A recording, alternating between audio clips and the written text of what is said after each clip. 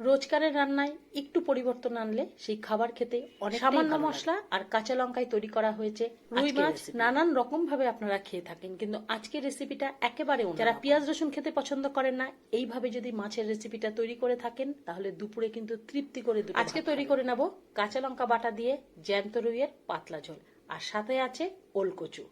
আমি এখানে ওলকচু আর আলু ডুমো ডুমো করে কেটে নিয়েছি, তবে ওলকচুর পরিমাণটা একটু বেশি নিয়েছি।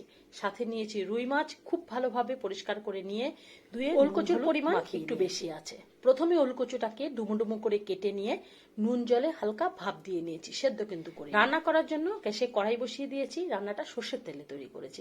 খুব ভালোভাবে তেল গরম হয়ে যাওয়ার পর প্রথমে মাছগুলোকে ভেজে নিয়েছি। এবার মাছ ভাজা হয়ে যাওয়ার পরে আলু আর ওলকচু তেলের মধ্যে দিয়ে খুব ভালো করে আলু আর ওলকচুটাকে ভেজে খুব ভালোভাবে যদি ওলকচুটাকে তেলের মধ্যে ভাজা যায়, রান্না খেতে কিন্তু অনেক। ওলকচুর পরিমাণটা বেশি আছে, তবে আমার কাছে 2-4টে গাঠি কচু ছিল, সেই গাঠি কচুগুলোও দিয়ে দিয়েছি।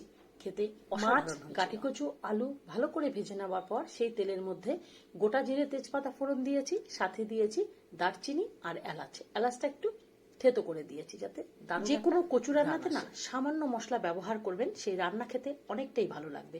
কচু যেহেতু গ্রেভিটা টেনে নেয়, আর গ্রেভিটা অনেকটাই কিন্তু ঘন হয়ে আসে মশলা অল্প ব্যবহারে, সেই ঝোল খেতে আমি এখানে মশলা হিসেবে ব্যবহার করেছি স্বাদ অনুযায়ী কাঁচা লঙ্কা, সামান্য একটু জিরে আর একটু আদা। শিলনোড়ায় খুব ভালোভাবে মশলাটাকে বেটে নিয়ে তেলের মধ্যে দিয়ে দিয়েছি।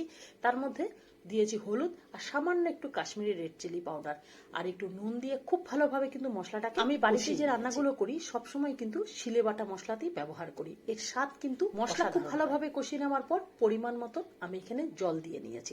তারপর ভেজে নেওয়া আলু আর মাছগুলোকে দিয়ে নুন ঝালের পরিমাণটা দেখে নিয়ে গ্যাস মিডিয়াম আঁচ করে খুব ভালোভাবে ফুটতে দিয়েছি। সেটা সময় গ্রেভি ফুটে যাওয়ার পর দেখুন এখানে গ্রেভি কিন্তু অনেকটাই ঘন হয়ে এসেছে।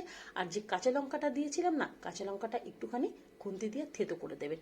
এই যে কাঁচা লঙ্কার একটা আধ কাঁচা গন্ধ এই ঝোলের মধ্যে আসবে না, অসাধারণ। প্রথমে গ্রেভিটা একটু পাতলা অবস্থায় থাকবে, তারপরে কিন্তু একটু ঘন হয়ে আসবে। ওলকচু আলু খুব ভালোভাবে সেদ্ধ হয়ে গেছে।